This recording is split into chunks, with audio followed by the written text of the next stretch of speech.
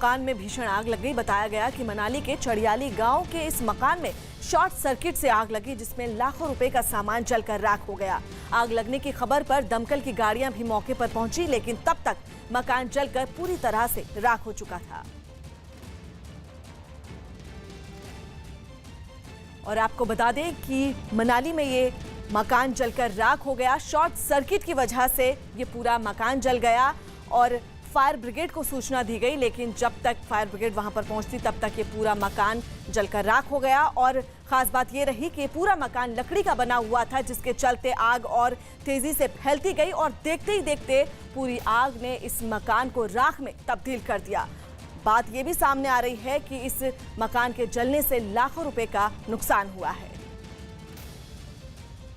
अब breaking news दे रहे हैं चंद्र मोहन कुमार। बिहार के मोतिहारी के सुगौली में मिड डे मील का खाना बनाते वक्त एक बॉयलर फटने से 4 लोगों की मौत हो गई, जबकि 3 लोग गंभीर रूप से घायल हो गए। बताया गया कि मिड डे मील की रसोई में हादसा होने से वहां हड़कंप मच गया। हादसे की जानकारी मिलने के बाद प्रशासन के आला अधिकारी वहां पहुंचे हुए हैं। चंद्रमोहन कुमार हमारे सहयोगी फोन लाइन पर मौजूद हैं। चंद्रमोहन, अभी की ताजा अपडेट क्या है?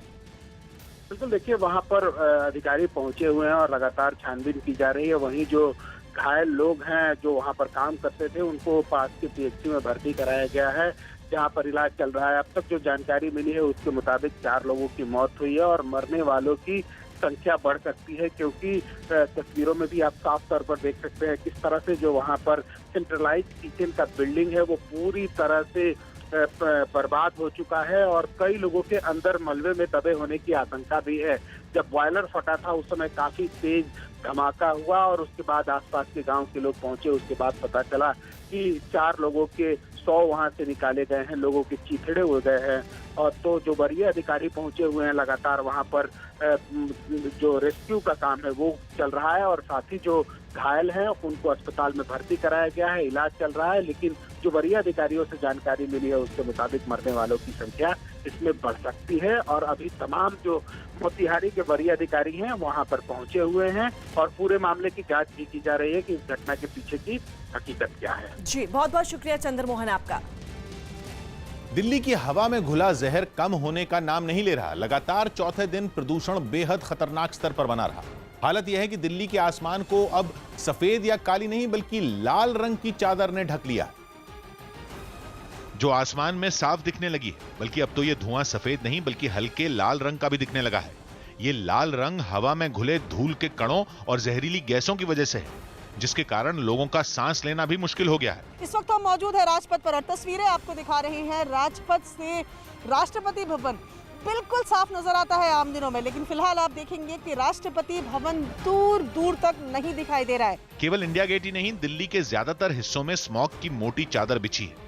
इतना धुआं है कि विजिबिलिटी काफी कम हो गई। जो स्मॉग है उसको भी लगातार देखा जा सकता है। देखेंगे कि रोड पर फिलहाल हम मौजूद है, जो विजिबिलिटी है उस पर भी स्मॉग का साफ असर दिखने लगा है। अदालतों से लेकर प्रदूषण पर नजर रखने वाली एजेंसियों तक और सामाजिक संगठनों से लेकर सरकारों तक सब सक्रिय दिख रहे हैं, लेकिन हवा में घुला जहर कम नहीं हो रहा। इस वक्त हम अक्षरधाम फ्लाईओवर पर मौजूद हैं, जहां अगर आप तस्वीरों में देखें तो हवा में साफ ये प्रदूषण और धुंधलापन देखा जा सकता है। अगर यहां से देखें तो अक्षरधाम नजर भी नहीं आ रहा है। हैरानी की बात यह है कि प्रदूषण को काबू में रखने के लिए तमाम जरूरी कदम उठाने के बाद भी प्रदूषण कम नहीं हो रहा, बल्कि हवा और जहरीली होती जा रही है। एयर क्वालिटी इंडेक्स के 399 को पार करते ही प्रदूषण को खतरनाक माना जाता है, लेकिन दोपहर 2 बजे दिल्ली का ओवरऑल AQI यानी औसत प्रदूषण 552 रिकॉर्ड किया गया। दिल्ली के इंदिरा गांधी इंटरनेशनल एयरपोर्ट के टर्मिनल 3 पर AQI का स्तर 564 रिकॉर्ड किया। गुरुग्राम की सीमा से लगे दिल्ली के आया नगर में AQI का स्तर 544 पर पहुंच गया। इसी वक्त उत्तरी दिल्ली में दिल्ली यूनिवर्सिटी में भी AQI का स्तर 554 रिकॉर्ड किया गया। पुरानी दिल्ली के मशहूर बाजार चांदनी चौक में AQI का स्तर 489 रिकॉर्ड हुआ। दिल्ली के पास नोएडा में भी हवा सांस लेने लायक नहीं है। दोपहर 2 बजे नोएडा में AQI का स्तर 579 रहा, जबकि सबसे बुरा हाल गुरुग्राम का रहा, जहां दोपहर के वक्त AQI का स्तर 731 रिकॉर्ड किया गया। और गुरुग्राम की हवा में घुला ये जहर साफ साफ दिखने भी लगा। गुरुग्राम में भी दिल्ली की ही तरह धुएं वाले कोहरे की मोटी चादर की वजह से विजिबिलिटी बेहद कम रही। हवा में घुला धूल और जहरीले कणों का लाल रंग भी साफ दिखने लगा। गुरुग्राम और दिल्ली को जोड़ने वाले एक्सप्रेसवे पर लोग गाड़ियों की हेडलाइट जलाकर ड्राइविंग करने को मजबूर रहे।